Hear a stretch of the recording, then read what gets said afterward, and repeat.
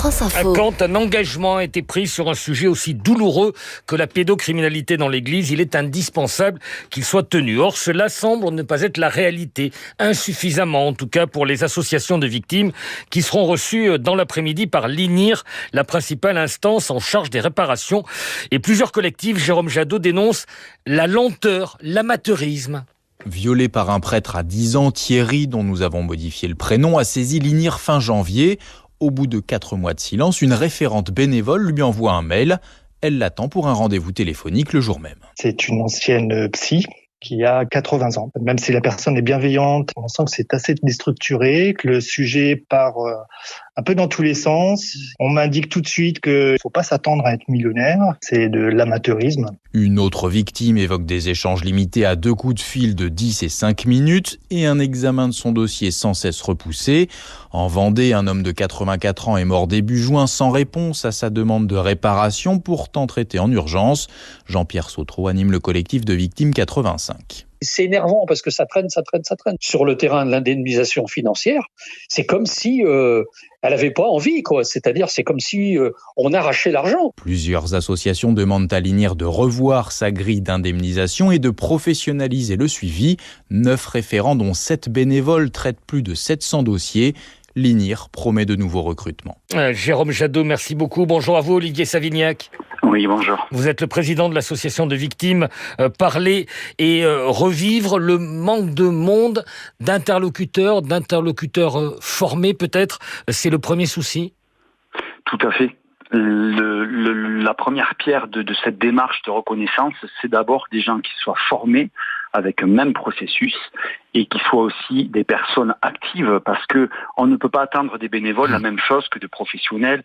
Et quand bien même aussi, les personnes ne sont reçues que sur Paris. Ça veut dire quid des personnes qui sont à l'autre bout de la France. Donc pourquoi pas régionaliser ces référents? Mais on ne voit rien de tout ça et nous sommes très inquiets.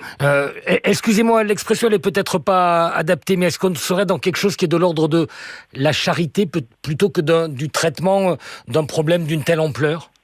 La charité est bien ordonnée. Non, c'est le bénévolat, c'est ce mot-là qui m'y fait penser. Voilà, on va aider, on va faire au mieux, mais on est dans un sujet beaucoup plus complexe sans doute. Oui, certes, mais la charité, c'est quand même une œuvre construite. Ça fait une œuvre où on va se donner entièrement. Là, le problème, c'est que on est face à une instance qui n'a pas su se construire correctement, qui est dans la précipitation. Et vous avez des personnes qui ont écrit à cette instance-là parce qu'il n'y a même pas de numéro de téléphone et qui ont écrit il y a 6 mois, qui n'ont toujours pas de réponse. Donc là, si vous voulez, c'est là où c'est grave. Et on se rend compte que c'est une seule et même personne qui répond à 700 demandes. Donc là, ça ne peut pas fonctionner. Donc c'est pour ça que pour nous, nous sommes très inquiets. Nous étions très inquiets déjà il y a quelques mois, et là, finalement, ça se confirme. Olivier Savignac, est-ce qu'on n'est pas dans le paradoxe d'un sujet qui a été nié, un déni pendant des décennies, et là maintenant, au contraire, on va aller trop vite, parce que voilà, on veut montrer qu'on s'en occupe, mais on n'était pas prêt? Tout à fait. Je crois qu'il y avait une pression sur le dos de l'Église à mettre en place une commission. Et je crois que cette commission aurait dû prendre le temps de se mettre en place comme à l'époque la SIAZ, donc la commission qui avait enquêté sur ces crimes sexuels dans l'Église, s'était mis en place, avait mis au moins 6 mois, 7 mois pour se mettre en place. Là, ça a été précipité avec des échéanciers que cette commission a annoncé qu'ils se sont eux-mêmes fixés et qu'ils n'ont pas tenu.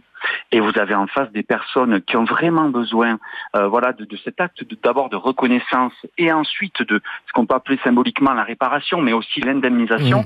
Et vous avez ces personnes qui sont dans l'attente et qui se sentent encore une nouvelle fois trahies. Donc c'est là où c'est grave, finalement. Oui, parce que l'enjeu essentiel, c'est celui de la confiance. Confiance qu'il n'y a pas eu pendant des décennies, qui était un peu réparée avec ce travail de la SIAZ, cette reconnaissance, et qui là est en train d'être lézardée à nouveau.